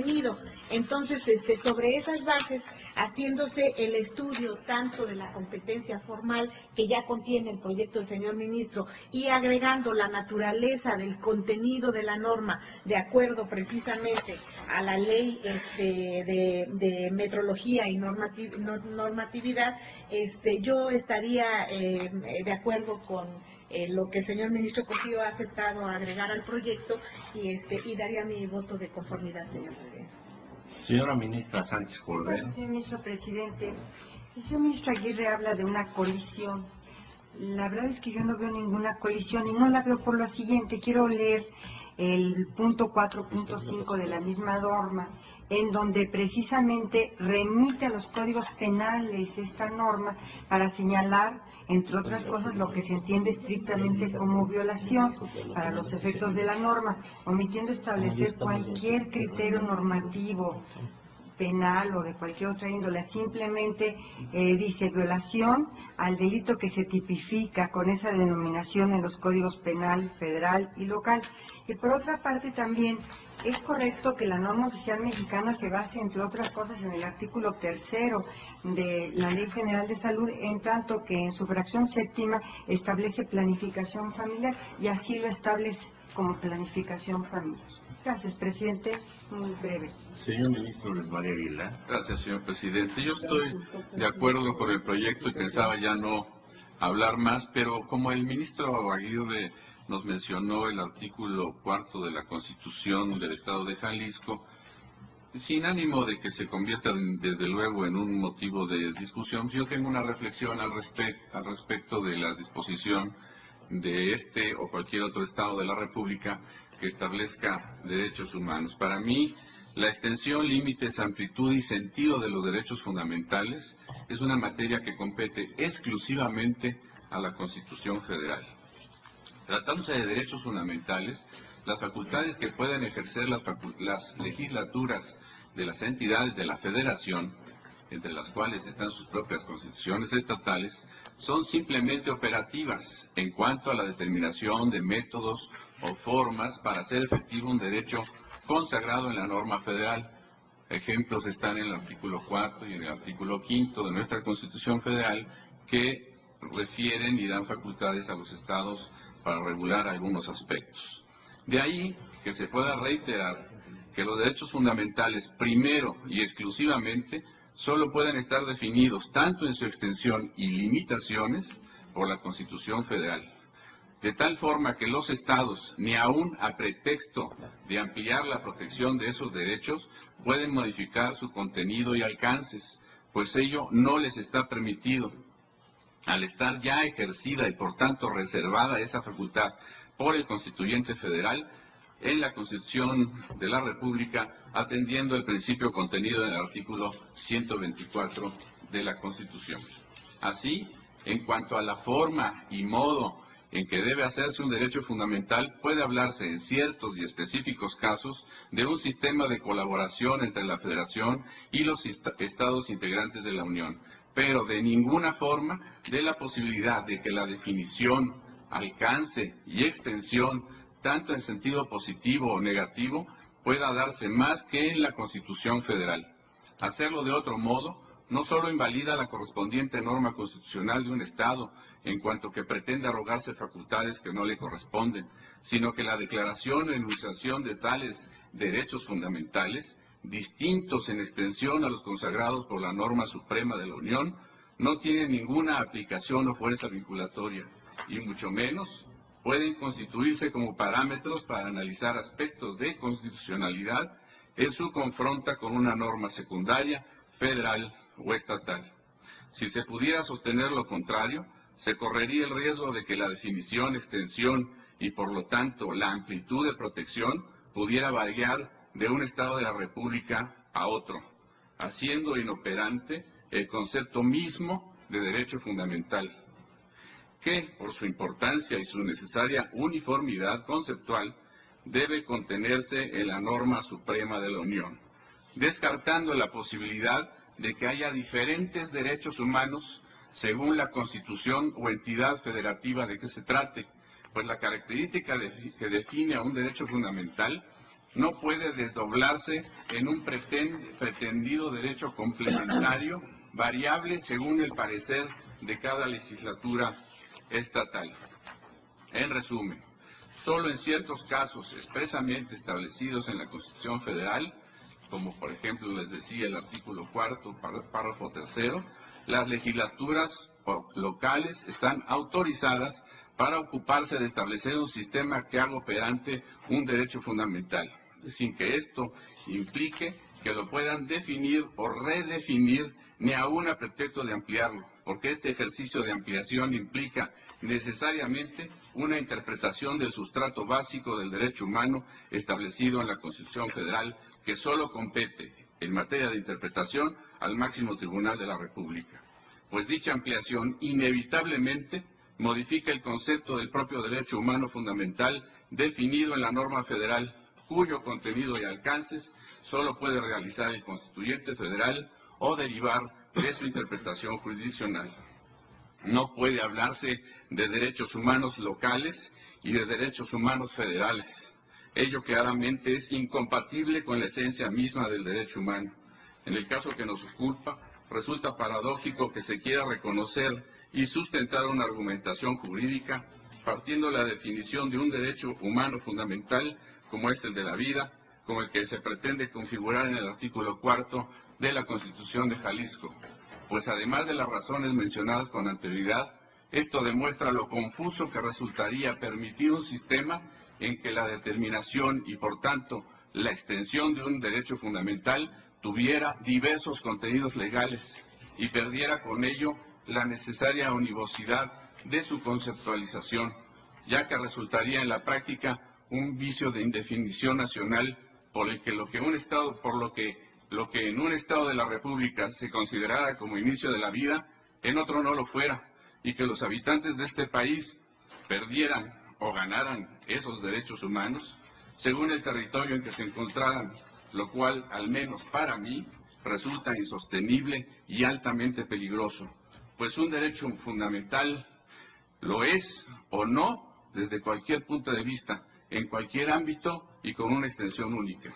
De cualquier forma, ratifico mi convicción de que todos los derechos humanos, sin excepción, están y solo pueden estar contenidos en la Constitución Federal, y que si no lo estuvieran expresamente, sí lo están dentro del sistema que en ella se contiene, cuya extensión y alcances solo compete determinar a este máximo tribunal constitucional mediante su interpretación y no de ninguna manera al legislador local.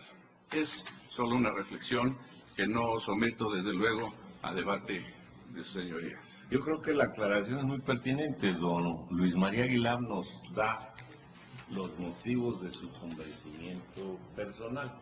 Sin embargo, ya pidió la palabra el ministro Aguirre Anguiano. Antes está don José Ramón Cosío. Prefiere que hable don Sergio Zarro. Por favor, don Sergio.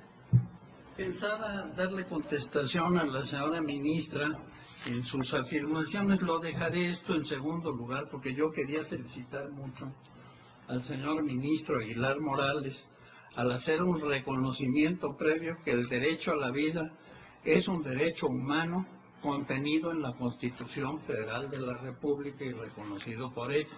Esto me llena de satisfacción, desde luego. Por lo demás, aparentemente se está considerando por parte del señor ministro que el Estado de Jalisco está inventando el derecho a la vida o está creándolo en una forma diferente a como lo ve la Constitución Federal de la República, lo cual es totalmente equívoco.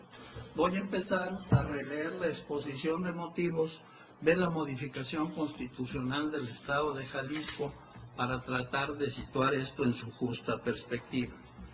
A través de la presente iniciativa no se está ampliando el catálogo de derechos consagrados en la ley suprema de este país. Simplemente se está reconociendo y protegiendo expresamente también por esta Constitución, agrego yo, ese derecho a través de la Constitución política de nuestro Estado, señalando con toda precisión lo que hace señalar momentos a partir de los cuales en esa entidad federativa, en esta entidad federativa, en primera persona, debe ser reconocido y protegido el mismo. Yo no veo que haya una desnaturalización del derecho a la vida y que este derecho esté como algo nuevo en otras constituciones que lo protegen desde el momento de la concepción. Es el señalamiento de una condición temporal de un derecho que, como bien dice el señor ministro Aguilar Morales, está contenido expresamente en nuestra Constitución General de la República. Esto a mí me parece muy bien. A ver, quiero ver el tema ahora de la señora ministra. Ella nos dijo, en la norma impugnada, el artículo 4.1 nos habla del aborto médico, pero dice que es la terminación del embarazo realizada por personal médico en los términos y plazos permitidos, de acuerdo con la legislación aplicable. ¿Qué es lo que debe de estar de acuerdo con la legislación aplicable? El plazo y término. Momento, la definición del artículo 227 dice: aborto es la muerte del producto de la concepción en cualquier momento de la preñez. Nada tiene que ver con la terminación del embarazo realizada por personal médico en los términos, etcétera. Hay una contradicción, pues, de la norma con el Código Penal. Y si se me permite, voy a ser muy breve, porque tengo otros artículos, pero si gustan se los circulo. Mejor no quiero abusar de su tiempo, señor ministro. ¿Quién? Señor ministro, perdón, tarjeta blanca para Luis María Aguilar. Para señalarle, señor ministro, y no tiene caso que lo vuelva yo a leer, yo no dije que la Constitución Federal le reconociera eso, dije que partiendo de la definición de un derecho humano fundamental como es el de la vida, que se pretende configurar en el artículo 4 de la Constitución de Jalisco, pero de todos modos felicito al señor ministro Aguirre también por felicitarme al respecto. Señor ministro. Gracias, señor presidente. Perdón, para hechos, don Sergio. El hecho es muy sencillo. Hemos establecido jurisprudencia en que los estados sí pueden incorporar en sus constituciones otros derechos humanos, cuáles no sé, no contemplados en la Constitución General de la República. Eso ya lo definió esta Suprema Corte. Si al señor ministro Luis María Aguilar no le gusta ese criterio, bueno, en su oportunidad lo invito a que lo combata. Tómelo como voto particular. Señor ministro Cosío. Gracias, señor presidente. No voy a referir a la participación del ministro Aguilar, porque él mismo dijo que era un comentario personal, no deseaba incorporarlo, que fuera incorporado al proyecto, consecuentemente pues no tengo nada que decir al respecto. Simplemente para no dejar sin respuesta la muy importante intervención del ministro Aguirre. Yo creo que los fundamentos que él señala en la parte inicial de la norma oficial que que estamos discutiendo, yo los leo de una manera diferente a él y creo que son correctos. ¿Por qué razón? El artículo 3 de la Ley General de Salud, en su fracción 18, habla de prevención y control de enfermedades no transmisibles y accidentes. Esto hay que llevarlo al contexto como la Ley General de Salud hace sus clasificaciones para distinguir estas cuestiones. En el título 8, que empieza con el artículo 133, habla de prevención y control de enfermedades y accidentes. El capítulo 1 de ese título 8 habla de disposiciones comunes, el capítulo 2 de enfermedades transmisibles, el capítulo 3 de enfermedades no transmisibles y el capítulo 4 de accidentes. Entonces, ¿cuál es la mecánica que sigue la ley? El 133 mejor dice cuáles son las condiciones de las normas oficiales mexicanas, en qué materias deben darse, etcétera, etcétera. Posteriormente, en el 134 define las enfermedades transmisibles y las tiene en las fracciones 1 a 14 y leo algunas así simplemente para que se entienda de lo que habla esta ley. Cólera, fiebre tifoidea, la segunda influencia epidémica, la tercera tuberculosis, la sexta fiebre amarilla, dengue, etcétera. Entonces, lo que hace, me parece, el legislador federal es definir cuáles son las enfermedades transmisibles. Y después, al llegar al artículo 158, considera el concepto de enfermedades no transmisibles. Y aquí es donde me parece que está considerando toda la cuestión que no es accidente, definido como hecho súbito que ocasione daños a la salud y que se produzca por la concurrencia de condiciones potencialmente prevenibles, y enfermedades transmisibles. Es decir, hay una afectación a la salud que puede ser por un accidente, que puede ser por una enfermedad transmisible que está definida por el legislador y puede darse por una enfermedad no transmisible. Entonces, entiende el legislador que este es el gran capítulo en el que tienen cabida estos desafortunados hechos relacionados con la violación o con algún otro tipo de cuestiones. Entonces, creo que si entendemos que esta es la mecánica general que utiliza el legislador y después vamos a los artículos 158 a 161, yo creo que es correcta esta manera en la que se está haciendo. No voy a citar los artículos de la Ley Federal de Metrología y Normalización porque la señora ministra Luna Ramos se ocupó de eso y me parece que lo dijo muy bien. Yo no tendría nada que agregar para entender por qué, en términos formales, sí hay una adecuada fundamentación en este mismo sentido.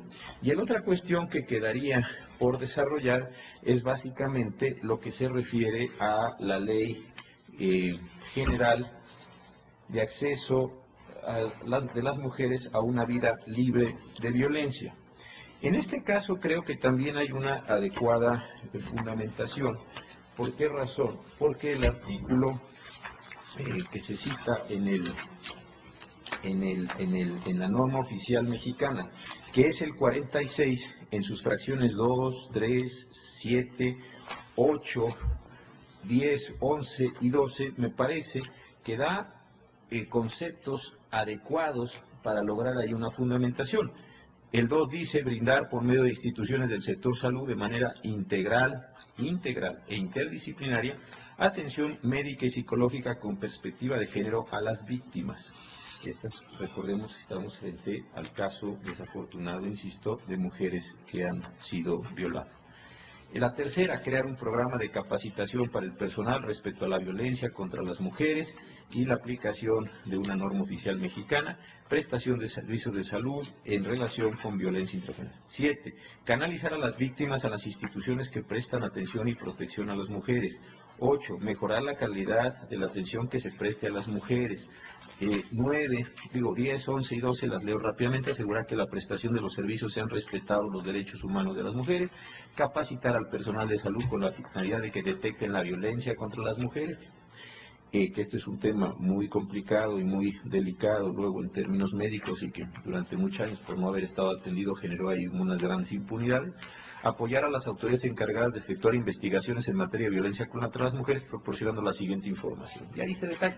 Entonces yo creo que sí hay en esta primera parte un adecuado fundamento que viene, y han estado insistiendo en ello la ministra Sánchez Cordero, el ministro Valls, que viene derivado del artículo 4, del artículo 73, fracción 16, después esto recae en la Ley General de Salud, y de la Ley General de Salud más la Ley de Metrología y Normalización, hace un rato lo decía la señora ministra Luna Ramos, pues se generan estas cuestiones. La segunda parte del argumento del señor ministro Aguirre, yo tampoco la comparto. ¿Por qué razón? Porque volvemos, yo creo que a lo que ha sido el eje fundamental de las discusiones muy importantes que hemos tenido en torno a este asunto, que es nuevamente el tema competencial. Lo que hemos estado discutiendo de diversas maneras durante estas 6 sesiones es si cuando la Secretaría de Salud establece o no establece determinado tipo de normas oficiales, está realmente yendo sobre las atribuciones del Estado de Jalisco, o si bien el Estado de Jalisco tiene alguna materia o son estrictamente penales y por ende corresponden solo al Estado de Jalisco. Creo que los argumentos en contra del proyecto han sido 2. Uno, que fue el primero que se planteó y nos tomó algunas sesiones, importantes discusiones sin duda, fue en el sentido de decir que algunas de las definiciones que se daban en las normas oficiales mexicanas estaban invadiendo materialmente campo de las disposiciones penales porque definían tales o cuales elementos. Lo digo así genéricamente para no ocupar más tiempo el Tribunal Pleno. Posteriormente se ha presentado un segundo argumento en el sentido de que hay una jerarquía de las normas del Estado de Jalisco respecto de las normas federales mexicanas, por ser estas administrativas y la otra ser el máximo ordenamiento de un Estado de la República, y consecuentemente allí se habían dado estas condiciones. Yo insisto, creo que el asunto se ha distinguido bien y varios de los señores ministros lo han mencionado. Una cosa es salubridad general, otra es la materia penal y en ese sentido no se dan estas condiciones. La segunda cuestión, ayer la mencionó el ministro Saldívar, en el sentido de decir, si la cuestión de Jalisco y el orden jurídico de Jalisco tiene un ámbito competencial propio que deriva el 124, la federación tiene un ámbito competencial propio, entonces no puede ser un tema de jerarquía, sino es un tema de diferencias, competencias materiales y por ende esta forma de enfrentar el problema no genera un problema de invalidez de la propia norma oficial mexicana. Yo teniendo en cuenta todos estos argumentos, señor presidente, teniendo en cuenta los puntos que ha aceptado al comienzo de la sesión y a lo largo de hoy mismo, pues entonces sometería ya a su consideración este proyecto modificado, reafirmándome en que esta afectación al principio de legalidad no se puede dar por la sencilla razón de que estamos ante disposiciones cuya fuente normativa puede ser normas oficiales mexicanas, o materias cuya fuente normativa pueden ser normas oficiales mexicanas, por una parte, y por otro lado, porque no encuentro que en estas cuestiones administrativas, de normas técnicas que están dirigidas, lo decía el ministro Balsa hace un momento, a servidores públicos, etcétera, tengamos que satisfacer un principio de reserva de ley. Esa sería la consideración final, señor presidente, para que el Tribunal Pleno sepa lo que estoy sometiendo a su consideración. Estamos casi en tiempos de receso. Ha pedido la palabra el señor ministro Aguirre. Ya no le consulto si quiere hacerlo en este momento. Quiero un minuto. Con todo gusto. Nada más para decir, en serio, dudo mucho que alguien compre la interpretación de que la violación a mujeres equivale a enfermedad no transmisible. Muchas gracias. ¿Estiman suficientemente discutida la votación? Yo le quería pedir esto, votamos ese tema antes de ir al receso. Pues yo creo que ya está todo el proyecto, ¿no? Sí, estamos en posibilidad. Con el proyecto o en contra del proyecto, ya vimos todos los temas a tratar. Presidente, nada más para precisar, ¿sería el proyecto modificado con lo que aceptaron? Entonces, lo que se pone a votación ya es la totalidad del proyecto modificado en los términos que nos ha explicado el señor ministro José Ramón Cosío, con la aclaración de que el engrose será puesto también a consideración de todos los ministros, porque tiene ciertamente grandes dificultades, pero lo importante ahora es la decisión. Entonces, es el proyecto lo que se está votando. Proceda, señor secretario. Sí, señor ministro. Otro agradecimiento al señor presidente de no excluirme del análisis del engrose en su momento. Mi voto es totalmente en contra del proyecto ajustado o no. Señor ministro Cusillas. A favor del proyecto modificado. Señor ministro Luna Ramos. Con el proyecto, con las modificaciones aceptadas por el señor ministro Ponente. Señor ministro Franco González. Con el proyecto modificado. Señor ministro Saldívar Lelo de la Con el proyecto modificado. Señor ministro Udiño Pelayo. Como votó la ministra Margarita Beatriz Luna Ramos. Señor ministro Aguilar Morales. Con el proyecto modificado. Señor ministro Valls Hernández. Mi voto es con el proyecto modificado. Señor ministro Sánchez Cordero. Con el proyecto modificado. Señor ministro Silva Mesa. Con el proyecto modificado. Señor ministro presidente. También voto a favor del proyecto modificado. Señor ministro presidente, me permito informarle que existe una mayoría de 10 votos a favor del proyecto modificado en los términos señalados por el señor ministro Cosío Díaz. Bien, señor ministro Aguirre, ya. ¿Hizo la declaratoria? No, estoy en eso. Después de la declaratoria le ruego me conceda la palabra. Conforme, ¿quiere repetir los puntos decisorios que votamos, señor? Sí, señor ministro presidente. Primero, es procedente pero infundada la presente controversia constitucional.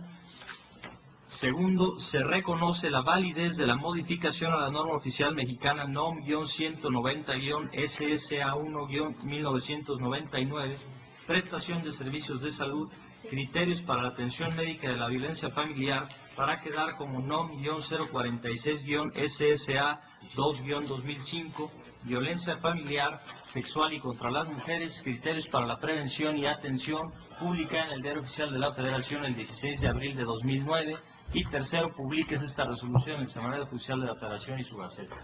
De acuerdo con la votación mayoritaria alcanzada y en términos de los puntos resolutivos que ha leído el señor secretario, declaro resuelta esta controversia constitucional número 54, diagonal 2009. Señor ministro. Gracias, señor presidente. Entiendo que el tema de la dejación del criterio de la acción de inconstitucionalidad 146 y su acumulada será materia de consideraciones. Eso es, lo entiendo y en eso coincidiré. Haré voto particular y quiero anunciárselos de tal suerte que ruego que cuando esté aprobado el engrose me lo pasen de inmediato para el efecto. Hasta que esté aprobado, señor ministro, porque había usted pedido intervenir en el engrose, que es de la mayoría. Yo pienso que sí, hasta que esté aprobado es sentencia. Es lo correcto, sí. Tome nota, Gracias. señor secretario. Señor ministro. Gracias, señor presidente. Para anunciar que me reservo el derecho de formular voto concurrente en caso que una vez que analicemos el engrose hubiera algún aspecto. Creo que ahorramos muchas participaciones y entendemos esta reserva abierta a todos las señoras y señores ministros. Yo como también incluido el ponente. Sí, porque el ponente no está a tono con todas las razones de la mayoría. Es correcta su reserva. Pues hemos terminado un asunto muy debatible y muy debatible. Probablemente nuestra decisión no convenza universalmente, pero es producto de la convicción personal de cada uno de las señoras y señores ministros, de nuestros conocimientos jurídicos personales y de nuestro leal saber y entender.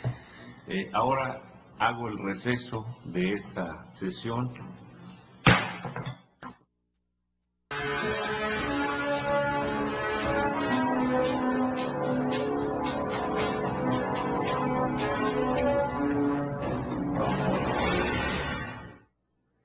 Se encuentra todo dispuesto para que continúe la sesión ordinaria del Tribunal Constitucional de nuestro país. En este momento, damos paso.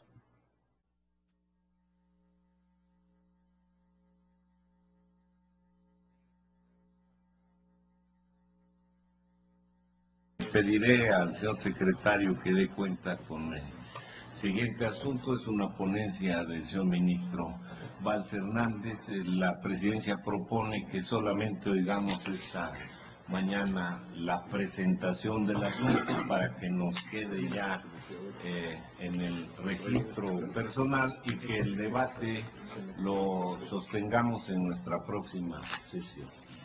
Señor secretario, sírvase dar cuenta con el siguiente asunto. Se somete a su consideración el proyecto relativo a la acción de inconstitucionalidad 81/2008, promovida por diputados integrantes de la 61ª legislatura del Estado de Veracruz en contra de los poderes legislativo y ejecutivo de la propia entidad federativa, bajo la ponencia del señor ministro Valls Hernández y contra los puntos resolutivos que proponen. Primero, es procedente y fundada la presente acción de inconstitucionalidad. Segundo, se declara la invalidez del artículo 80, segundo párrafo del Código Penal para el Estado Libre y Soberano de Veracruz de Ignacio de la Llave, reformado mediante decreto 237, publicado en la Gaceta Oficial de esa entidad federativa el 30 de abril de 2008, en los términos precisados en el último considerando de la presente resolución. Y tercero, publíquese esta resolución en el Diario Oficial de la Federación, en la Gaceta Oficial del Gobierno del Estado de Veracruz de Ignacio de la Llave y en el Semanario Judicial de la Federación y su Gaceta. Tiene la palabra el señor ministro Valls. Muchas gracias, señor presidente. Señoras ministras, señores ministros, como ha dado cuenta el señor secretario general de Acuerdos, la 61ª legislatura del Congreso de Veracruz impugnó la reforma al artículo 80, segundo párrafo, del Código Penal de esa entidad, reforma de fecha 30 de abril de 2008, que se da con el objeto de establecer que los bienes muebles asegurados que estén a disposición de la autoridad investigadora cuya retención no sea necesaria legalmente y que no hayan sido solicitados en el lapso de 6 meses por quien tenga derecho, por acuerdo del agente del Ministerio Público, se adjudicarán al fisco del Estado por conducto de la Secretaría que corresponda para su enajenación, remate, donación o destrucción. Asimismo, se prevé que el acuerdo de referencia se publicará por una sola vez en la Gaceta Oficial del Estado para que dentro del improrrogable término de 5 días quien tenga algún derecho lo haga valer ante la representación social y que, transcurrido este plazo sin reclamación alguna, el acuerdo surtirá sus efectos legales. En principio, recordarán ustedes, con fecha 23 de febrero de 2010, se presentó el asunto para su discusión ante este Pleno. Entonces se sometieron a votación preliminar los temas de competencia, oportunidad, legitimación procesal activa y procedencia, mismos que fueron aprobados con algunas observaciones. Derivado de aquella discusión, ahora propongo analizar los conceptos de invalidez a partir de la evolución del artículo 22 de la Constitución Política de los Estados Unidos Mexicanos, delimitando la litis únicamente al supuesto relativo a los bienes asegurados que causen abandono, respecto de los cuales, conforme al texto constitucional, existe una plena libertad para que los órganos legislativos determinen las formas y mecanismos a través de los cuales dichos bienes asegurados que causen abandono pasen a la propiedad del Estado. Así, la figura del aseguramiento es una medida atribuida al Ministerio Público para el debido cumplimiento de su cometido constitucional, el cual consiste esencialmente en resguardar los bienes respectivos para que no se alteren, destruyan o desaparezcan y puedan servir de prueba en los procesos penales. Sin embargo, el acto por medio del cual el Ministerio Público dispone que ciertos bienes han causado abandono se inscribe dentro de las atribuciones que la Ley Orgánica de la Procuraduría General de Justicia del Estado de Veracruz otorga al Ministerio Público, prevista tanto en la fracción 11ª del numeral segundo como en la fracción 18ª del artículo 3º de la norma invocada, por lo cual solo ejerce una atribución que constitucionalmente el legislador ordinario determinó que fuera parte de las facultades que le corresponden al Ministerio Público. Esencialmente, bajo las consideraciones establecidas en el proyecto, se arriba a la conclusión de que el segundo párrafo del artículo 80 del Código Penal de Veracruz no transgrede la garantía de legalidad prevista en el párrafo primero del artículo 16 de la Constitución Federal. En el siguiente apartado del proyecto, me ocupo de analizar la violación a la garantía de audiencia para establecer que en el caso se trata de actos de privación que tienen como antecedente un diverso acto de molestia, dado que el efecto de la actuación del Ministerio Público es la privación de la propiedad del bien asegurado de la persona que tenga su titularidad y que, por ende, se rige por la garantía de audiencia previa en términos del 14 constitucional. En ese sentido, a mi parecer, para brindar las condiciones materiales necesarias que permitan acceder a los medios defensivos previstos en las leyes, en respeto a la garantía de audiencia, resulta indispensable que el interesado pueda materialmente conocer del procedimiento que se sigue y además que tenga a su alcance los elementos de convicción con objeto de preparar una defensa adecuada. Es decir, la importancia de la rendición de pruebas y alegatos radica en que guardan un sustento y relación directa con los hechos y probanzas que consten en las actuaciones relativas a fin de estar en posibilidad de obtener una resolución favorable. De tal forma, se propone que el plazo de 5 días concedido en forma genérica en una sola publicación en la Gaceta Oficial de Veracruz, para que quien tenga algún derecho lo haga valer ante la representación social respecto a los bienes asegurados abandonados.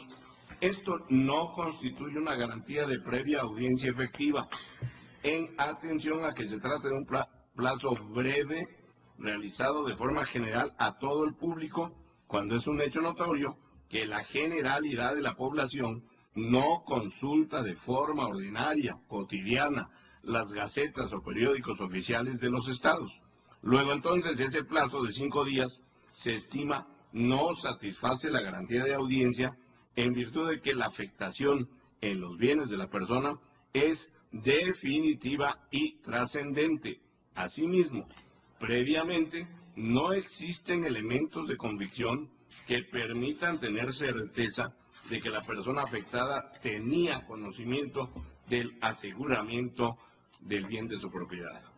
Bajo estas consideraciones, concluyo que el segundo párrafo del artículo 80 impugnado es contrario a la garantía de previa audiencia prevista en el 14 segundo párrafo de la Constitución, por lo que se propone declarar su invalidez y en cuanto a los efectos se propone establecer la reviviscencia del segundo párrafo del citado artículo 80 vigente con anterioridad a la reforma que aquí se impugna.